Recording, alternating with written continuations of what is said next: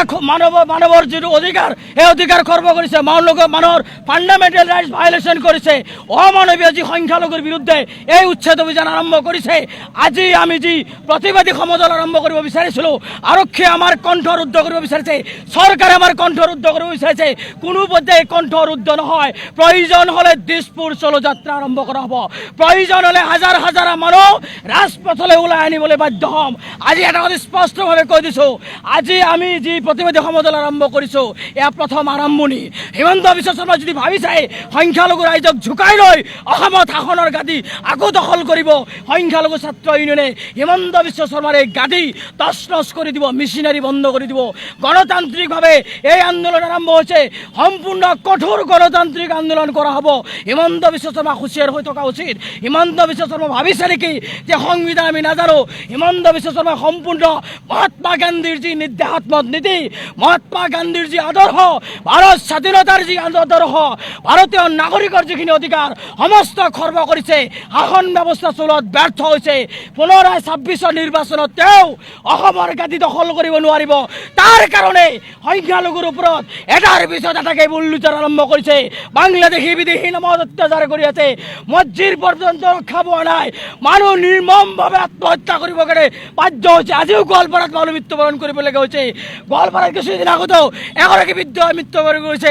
আমি জানিব পাৰিছোঁ আৰু এজন মানুহ ইতিমধ্যে ছুইচাইড কৰিছে।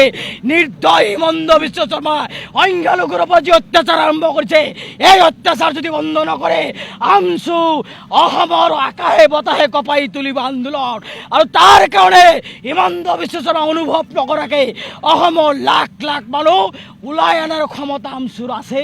আৰু আমি আপোনালোকৰ জৰিয়তে অসমৰ মুখ্যমন্ত্ৰীক ক'ব বিচাৰিছোঁ, নিৰ্দয় হিমন্ত বিশ্ব শৰ্মা, নিৰ্দয় হিমন্ত বিশ্ব শৰ্মা, আপুনিও কাৰোবাৰ সন্তান।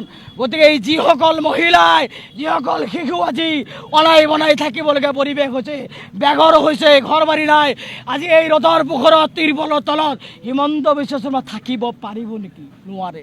এজন মানুহ হিচাপে কোনেও কেতিয়াও তিৰপলৰ তলত এই প্ৰখৰ ৰ'দৰ মাজত তেওঁ থাকিব নোৱাৰে। তাৰ কাৰণে মানুহবিলাকৰ অসহায় অৱস্থা।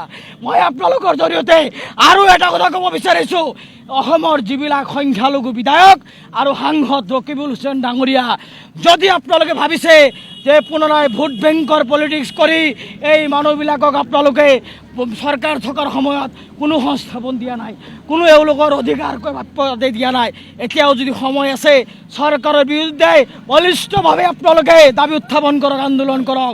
আমি আমচি আপোনালোকক আহ্বান জনাইছোঁ।